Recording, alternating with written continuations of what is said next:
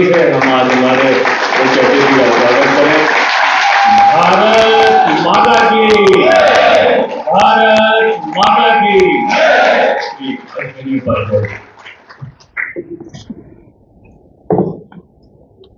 भारत माता की, भारत माता की, भारत माता की। वंदे वंदे वंदे। एक देश एक विधान मांग रहा है हिंदुस्तान। एक देश एक विधान मांग रहा है हिंदुस्तान। एक देश एक विधान मांग रहा है हिंदुस्तान। एक देश एक विधान मांग रहा है हिंदुस्तान। सबसे पहले मुझे यहाँ बुलाने के लिए विश्व हिंदू परिषद, संस्था विश्वम, संस्था संघमित्र को मैं धन्यवाद देता हूँ। पूरे आयोजन समिति को धन्यवाद देता हूँ। पारस जैन जी हमारे अभिन्न मित्र हैं, उनको विशेष रूप से धन्यवाद देता हूँ। इस तरीके के कार्यक्रम करते रहते हैं और मुझे बुलाते रहते हैं, आप लोगों से मिलवाते रहते हैं। पुष्य मित्र जी हम लोग एक ही पेशे से भी हैं, छोटे भाई हैं और बहुत ही सज्जन व्यक्ति भी हैं, उनको भी धन्यवाद देता हूँ। हमारी पुष्य मित्र जी की मुलाकात एक साल पहले एक बार हम लोग एक ही मंच पे थे और जब तक हम दिल्ली पहुंचे तब तक वो मेयर के यहाँ कैंडिडेट भी बन चुके थे। हम शाम को कार्यक्रम में थे, हमने कहा आप यहाँ क्या कर रहे हो, आपको भोपाल में होना चाहिए था। उस समय टिकट की चर्चा हो रही थी। बोले नहीं हम यहीं पे हैं, ठीक है। और हम दिल्ली पहुंचे तो अगले दिन मुझे पता चला कि नहीं वो यहाँ के कैंडिडेट हो गए। आपको बहुत बहुत शुभकामनाएं। आप धर्म नगरी को बढ़ाने में जिस तरीके का योगदान कर रहे हैं और विकास के साथ साथ आप धर्म को जिस तरीके से एक समन्वय के साथ आगे बढ़ा रहे हैं, वास्तव में मुझे लगता है कि इंदौर से बहुत कुछ सीखने की जरूरत है। इंदौर के मेयर को सुमित सिंह जी से बहुत कुछ सीखने की जरूरत है। दीदी ज्योति जी, दीदी मंजू, शोभा जी, हमारे मित्र अभिषेक जी और आप सामने बैठे सभी उपस्थित, हमारे कवि जी आए हुए हैं, हमारे यादव जी मित्र हैं, दिल्ली में मिलते रहते हैं। आप सबको मैं प्रणाम करता हूं। बात करते हैं एक देश एक विधान से, लेकिन पहले बात करते हैं संविधान की। संविधान का मतलब संविधान, ऐसा विधान जो सबके लिए समान रूप से लागू हो, उसको कहते हैं संविधान। दुर्भाग्यवश ओटजीवी नेताओं के कारण और नोटजीवी नेताओं के कारण, ओटजीवी और नोटजीवी, ओटजीवी और नोटजीवी नेताओं के कारण आजादी के 75 साल बाद भी भारत में संविधान नहीं बहुविधान चल रहा है। हिंदू का अलग विधान, मुस्लिम का अलग विधान, पारसी का अलग विधान, ईसाई का अलग विधान। इसको संविधान नहीं कहते, इसको क्या कहते हैं, बहुविधान। और ये चल रहा है केवल और केवल ओटजीवी और नोटजीवी नेताओं के कारण। अगर आप गहराई से चिंतन करें तो भारत की संस्कृति, भारतीय सभ्यता, भारत राष्ट्र के लिए जो सबसे बड़ा खतरा है, ये ओटजीवी और नोटजीवी नेता ही, ओटजीवी और नोटजीवी पॉलिटिकल पार्टियां। जातिवाद का जहर कौन घोलता है, जोर से बोलिए जरा, नेता। भाषा का जहर कौन घोलता है, क्षेत्र का जहर कौन घोलता है, कट्टरवाद कौन फैला रहा है, मजहबी उन्माद कौन फैला रहा है, धर्मांतरण में योगदान कौन कर रहा है, घुसपैठियों का वोटर आईडी कौन बनवा रहा है। भारत और भारत की संस्कृति में अश्लीलता फैलाने में भी इनका बहुत बड़ा योगदान है। और इसलिए मैं कह रहा हूं, ऐसी कोई बीमारी नहीं जिसकी कोई दवाई नहीं, ऐसी कोई समस्या नहीं जिसका कोई समाधान नहीं, ऐसी कोई बीमारी नहीं जिसकी कोई, और ऐसी कोई समस्या नहीं, ऐसी कोई बीमारी नहीं, ऐसी कोई समस्या नहीं। तो आज अगर कोई समस्या है, उदाहरण के लिए कल पुणे में एक डॉक्टर पकड़ा गया, 20 साल से वो प्रैक्टिस कर रहा था, कल वो पकड़ा गया आईएसआईएस के लिंक में। अब 20 साल से उसने कितने लोगों को मारा होगा, अब इसकी भी जांच हो रही है। डॉक्टर है पुणे का, अली नाम है। सवाल यह है कि भारत के ही डॉक्टर जिहादी क्यों होते हैं, चाइना वाले डॉक्टर जिहादी क्यों नहीं हो जाते? कुछ दिन पहले एक प्रोफेसर पकड़ा गया था, वो भी आतंकवादियों की भर्ती कर रहा था। तो सवाल यही है, भारत का प्रोफेसर जिहाद में क्यों शामिल हो जाता है, चाइना या सिंगापुर वाला क्यों नहीं हो जाता? एक इंजीनियर पकड़ा गया था। भारत में तो आप देखिए ना, आपको डॉक्टर, इंजीनियर, प्रोफेसर और अब तो कलेक्टर भी पकड़े जा रहे हैं। उत्तर प्रदेश में एक आईएएस ऑफिसर भी पकड़ा गया है जो अपने ऑफिस में कन्वर्जन करा था। तो आखिर सवाल फिर वही है, ऐसा क्यों भारत में क्यों हो रहा है? ड्रग का पूरा कारोबार भारत में क्यों चल रहा है, सिंगापुर में क्यों नहीं चल रहा है? आप लोग गूगल करिएगा, 1 महीने पहले सिंगापुर में एक व्यक्ति को फांसी हुई है, पुष्मित जी, मात्र 900 ग्राम गांजा पाया गया, मात्र 900 ग्राम, और फांसी हुई है।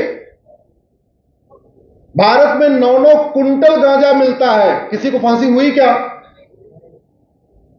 जिस तरीके से भारत में धर्मांतरण हो रहा है, कभी आपने सुना चीन और सिंगापुर में होता हुआ?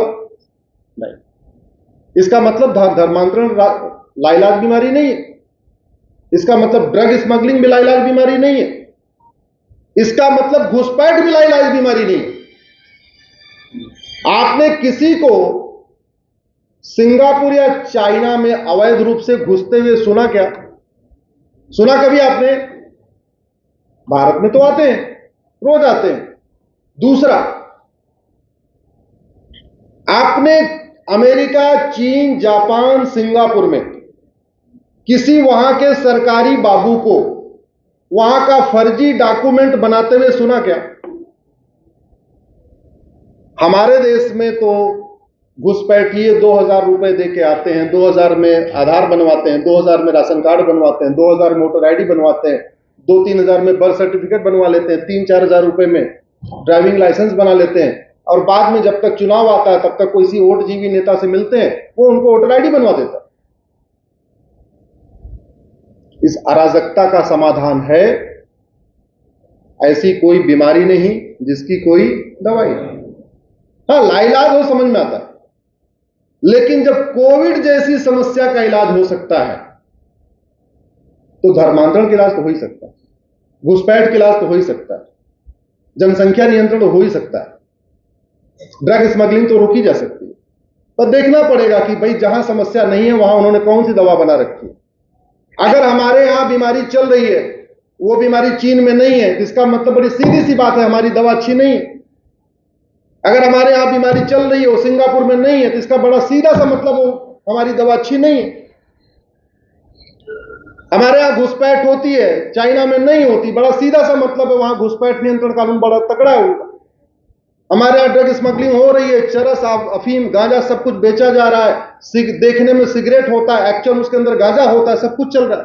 पूरी यंग जनरेशन बर्बाद हो रही है, युवा पीढ़ी बर्बाद हो रही है। सिंगापुर में तो 900 ग्राम गांजा मिलते ही फांसी दे दिया, इसलिए वहां दोबारा कोई गांजा बेचने की हिम्मत नहीं करेगा। इसका मतलब ड्रग स्मगलिंग का भी इलाज है। कम से कम 10 करोड़ लोग तो इस समय ड्रग से परेशान है। 1 करोड़ से ज्यादा माता पिता अपने नशेड़ी बच्चों से परेशान है। 1 करोड़ से ज्यादा बहनें नशेड़ी पतियों से परेशान है। 2 से 3 करोड़ से ज्यादा बच्चे नशेड़ी बाप से परेशान है। नशे का फायदा होता कि ड्रग स्मगलिंग का फायदा चंद लोगों का होता है, पूरी जनरेशन बर्बाद हो रही है। और याद रखिए, ड्रग हमारी पूरी सभ्यता को बर्बाद कर देता है। ड्रग के कार्टेल ने पूरे नॉर्थ ईस्ट की डेमोग्राफी बदल दिया, और ड्रग के कार्टेल के कारण पंजाब बदलने वाला। जो कन्वर्जन होता है 2 तरीके से होता है, गरीबों को चावल देके थोड़ा इस हॉस्पिटल में इलाज करा के, और अमीरों के बच्चे को ड्रग दे। अमीरों के बच्चों को ड्रग की लत दी जाती है, और फिर धीरे धीरे जब ड्रग एडिक्ट हो जाएगा उसको कन्वर्ट करा देते। मेरी गाजियाबाद के पुलिस कमिश्नर साहब से बात हो रही थी। एक बड़ा नया कार्ड आया सिस्टम, आप लोग समझिए, मैं अभी पब्लिकली मैंने बोला नहीं, मैं पहली बार बोल रहा हूं। कन्वर्जन कराने वालों के टारगेट पे इस समय वैश्य समाज है। जैन, माहेश्वरी, अग्रवाल, वैश्य समाज नहीं बल्कि बिजनेस समाज है, इसको कहिए व्यापारी समाज है। ईशांत जैन नाम का लड़का, इकलौता लड़का, उसको इतना रेडिकलाइज कर दिया, घर में नमाज पढ़ने लग गया। फादर ने बोला घर से निकाल देंगे, बोले निकाल दो, हम चले जाएंगे मस्जिद में। फादर ने 2-4 बार धमकाया, बोले हमारे बीच मत आओ, अल्लाह के रास्ते में जो आए उसका कत्ल भी वाजिब है। बेटा कह रहा है, इकलौता बेटा। आपने कभी कोई जैन हत्यारा नहीं सुना होगा, कभी कोई जैन बलात्कारी नहीं सुना होगा, लेकिन एक 17 साल का लड़का अपने फादर को कह रहा हमारे बीच में आओगे तो कत्ल कर देंगे। ऐसा चीन में तो नहीं होता, ऐसा सिंगापुर में तो नहीं होता, भारत में क्यों हो रहा है? फिर वही बात आ गई, हमारे यहां सब कुछ बना, एयरपोर्ट बना, हाईवे बना, एक्सप्रेसवे बना, इसरो बना, डीआरडीओ बना, सब कुछ बना, लेकिन जो नहीं बना तो वो कानून नहीं बना, जिसकी कोई लागत नहीं होती। जहां जहां लागत होती वो सारे काम हुए, लेकिन जो काम फ्री में हो सकता वो काम ही नहीं किया गया। जैसे एक देश एक विधान, इसकी कोई लागत आएगी क्या? बोलिए जरा, कोई लागत है? नहीं। एयरपोर्ट की लागत है, हाईवे की लागत है, स्कूल बनाने में लागत है, हर चीज में लागत होती है। कानून बनाने की कोई लागत नहीं होती। और जो एक सिविलाइजेशन वॉर हो रहा है, यह सिविलाइजेशन वॉर अपने पीक पे चल रहा है, पूरी दुनिया परेशान है। फ्रांस को देखा हमने 3 महीने जलता हुआ, मणिपुर भी जल ही रहा है, कश्मीर जल चुका है, बंगाल हमने देखा जलता हुआ, बहुत सारी जगह जलता हुआ देखा।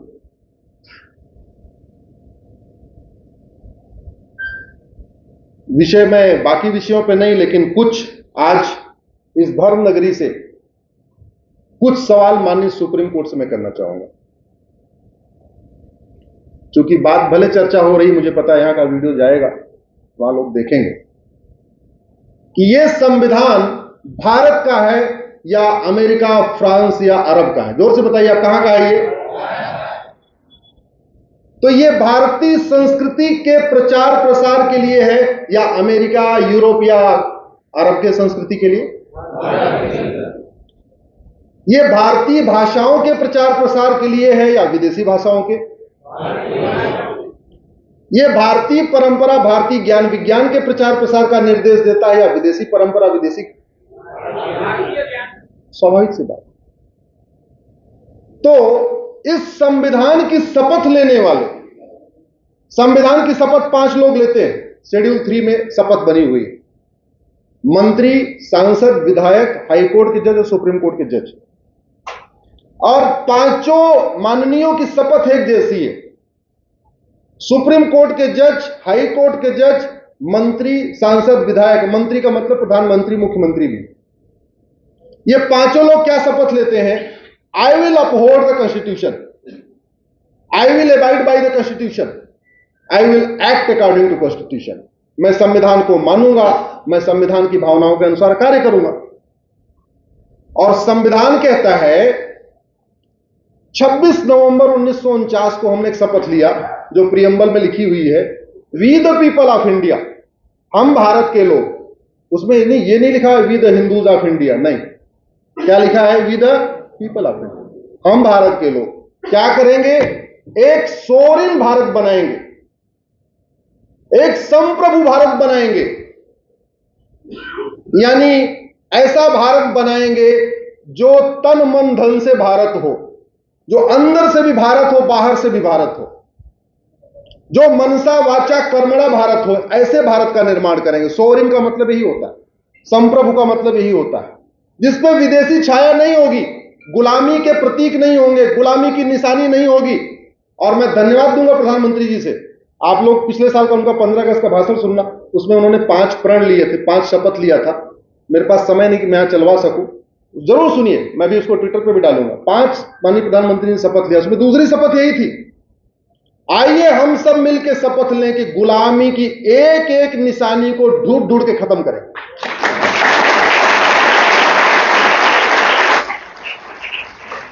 पिछले साल 15 अगस्त की जो दूसरी शपथ, आप लोग सुनना, हम गुलामी की एक एक निशानी को ढूंढ ढूंढ के खत्म करेंगे। ये शपथ किसकी है? प्रधानमंत्री। इनफैक्ट ये शपथ केवल प्रधानमंत्री की नहीं है, यही शपथ हमारे सुप्रीम कोर्ट के जजों की भी है, यही शपथ हमारे हाई कोर्ट के जजेस की है, यही शपथ हमारे सांसदों विधायकों की है कि हम एक सोवरेन कंट्री बनाएंगे। दूसरा, हम एक, हालांकि सेकुलर था नहीं लेकिन चलो जोड़ दिया तो उसको भी इंटरप्रिटेशन कर ही देते हैं, हम एक सेकुलर कंट्री बनाएंगे। सेकुलरिज्म का मतलब भेदभाव नहीं करेंगे। दुनिया में जितने भी सेकुलर देश हैं वहां कहीं पर्सनल लॉ है ही नहीं है। पर्सनल लॉ और सेकुलरिज्म ये नदी के दो किनारे हैं। या तो देश पर्सनल लॉ से चलता है, या तो देश सेकुलर होता है, या तो पर्सनल लॉ से चलता है। भारत इकलौता ऐसा देश है जहां संविधान के प्रियम्बल में लिखा हुआ सेकुलर और चल रहा है हिंदू का अलग कानून, मुस्लिम का अलग कानून, पारसी का अलग कानून, ईसाई का अलग कानून। फिर हमने क्या कहा? 26 नवंबर 1949 को, ध्यान रखिएगा, संविधान हमारा 26 जनवरी 1950 को लागू हुआ था, लेकिन संविधान की कुछ धाराएं 26 नवंबर 1949 को लागू हो गई और संविधान 26 नवंबर 1949 को बनके तैयार हो गया। उसमें हमने क्या कहा? हम ऐसा भारत बनाएंगे जिसमें सबको समानता होगी। अब ये बताइए, जब संविधान कहता है आप लिंग के आधार पर भेदभाव नहीं करेंगे, मेल फीमेल में भेदभाव नहीं करेंगे, समस्त प्राणियों को एक समान मानेंगे, इनडायरेक्ट वे में कहेंगे तो हमारा संविधान का प्रियम्बल वसुधैव कुटुंबकम की भावना को दर्शाता है। तो जो रिलीजन, जो पंथ इस संविधान के प्रियम्बल को मानते ही नहीं है, वो समस्त इंसान को एक समान नहीं मानते, प्राणी मात्र को एक समान नहीं मानते, महिला पुरुष को एक समान नहीं मानते, उन लोगों को इस संविधान का प्रोटेक्शन मिल सकता है क्या?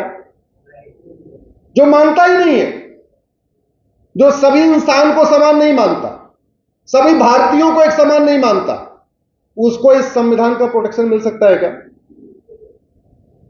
जिसके किताब में लिखा हुआ महिला पुरुष एक समान नहीं होती, उसको इस संविधान का प्रोटेक्शन मिल सकता है क्या?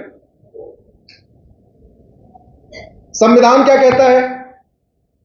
लिबर्टी ऑफ थॉट, आपको सोचने की आजादी है। लिबर्टी ऑफ बिलीफ, चिंतन मनन की आजादी है। अगर कोई किताब आपको सोचने की आजादी नहीं देती, चिंतन मनन की आजादी नहीं देती, क्या उस रिलीजन को मानने वालों को संविधान का प्रोटेक्शन मिल सकता है क्या? इसमें सोचिए जरा। संविधान कहता है यूनिटी एंड नेशनल इंटीग्रेशन, यानी राष्ट्र प्रथम। अगर किसी की किताब में राष्ट्र प्रथम हो ही ना, फ्रेटर्निटी, यूनिटी, नेशनल इंटीग्रेशन का कॉन्सेप्ट ही ना हो, तो उसको यह संविधान का प्रोटेक्शन मिल सकता है क्या? यह भारत का संविधान है और वैसे भी पूरी दुनिया के लिए नहीं है। इसलिए माननीय सुप्रीम कोर्ट के जज इस बात को सोचे कि जो इसमें माइनॉरिटी का कॉन्सेप्ट आया है, एक बार शब्द आया है, वो माइनॉरिटी कौन? रिलीजियस माइनॉरिटी, लिंग्विस्टिक माइनॉरिटी, दो शब्द यूज हुआ है। तो लिंग्विस्टिक माइनॉरिटी में कौन भाषा बोलने वाला? पूरी दुनिया की भाषा बोलने वाले या भारत की भाषा बोलने वाले? दुनिया में 6,500 भाषाएं बोली जाती हैं। क्या 6,500 भाषा को बोलने वाले अगर भारत में आ जाएं और जैसे जैसे एक एक आदमी आएंगे उनको माइनॉरिटी का दर्जा मिलता रहेगा क्या?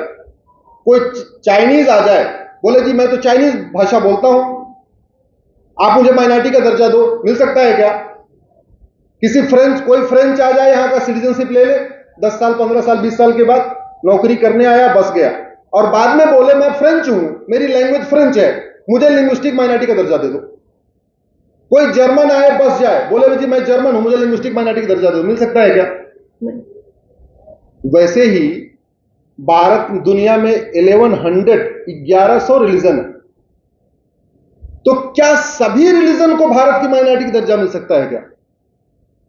मेरा ऐसा व्यक्तिगत मत है, आप लोग भी सोचना। जो रिलीजियस लिंग्विस्टिक माइनॉरिटी का बात हुई है, वो भारत के रिलीजन और भारत के लैंग्वेज की बात हुई है, न कि विदेशी रिलीजन और विदेशी लैंग्वेज की बात हुई। यानी आपके इंदौर में कोई तमिल बोलने वाला आ गया, उसको लिंग्विस्टिक माइनॉरिटी का दर्जा मिल सकता है।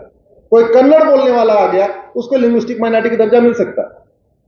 चाइनीज बोलने वाले को लिंग्विस्टिक माइनॉरिटी का दर्जा नहीं मिल सकता, फ्रेंच बोलने वाले को, जर्मन बोलने वालों को, जैपनीज बोलने वालों को नहीं मिल सकता। और संविधान कहता है लिंग्विस्टिक और रिलीजियस माइनॉरिटी का जो यार्डस्टिक है, पैमाना एक ही होगा। तो अगर हम भाषा के लिंग्विस्टिक माइनॉरिटी में पैमाना हमने रखा कि नहीं, भारतीय भाषाओं में हम मेजॉरिटी ढूंढेंगे, तो रिलीजियस माइनॉरिटी में फिर फॉरेन रिलीजन को कैसे रिलीजियस माइनॉरिटी का दर्जा मिल सकता है? आप लोग समझ रहे हैं मैं क्या कहने की कोशिश कर रहा हूं? सोचना आप इसको जरा, इसमें चिंतन की जरूरत है। और जब दूसरी तरफ हमने कहा आर्टिकल 44 में uniform civil code, uniform civil code for the citizens, समान नागरिक संहिता, अब किसके लिए? भारतीयों के लिए। लेकिन एक समस्या है, भारतीय नागरिकता कहीं डिफाइन ही नहीं है। पूरी दुनिया में सिटीजनशिप डिफाइन है, और पूरी दुनिया की सिटीजनशिप लेने के लिए एड़ी चोटी का जोर लगाना पड़ता है। अमेरिका में कोई जाते ही वहां रहते सिटीजन नहीं बन जाता। अमेरिका के सिटीजनशिप ग्रीन कार्ड लेने के लिए 20 साल लग जाता है। सिंगापुर के सिटीजनशिप लिए कम से कम 10 से 20 साल लग जाता है। बाकी छोड़ दिए, दुबई और अबू धाबी की सिटीजनशिप लेने के लिए भी 10 साल लगता है।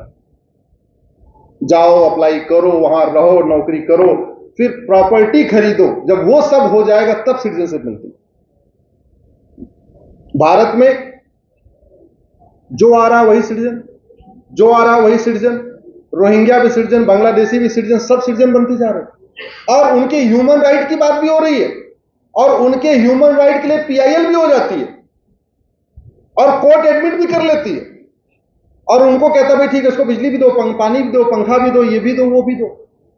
भारत तो संभल नहीं रहा, हम खुद ही 150 करोड़ पहले से हो चुके हैं। अपने लोगों को तो रोजगार, सब कुछ, रोटी कपड़ा मकान की व्यवस्था नहीं हो रही है, लेकिन बांग्लादेशी रोहिंग्याओं की चिंता हो गई।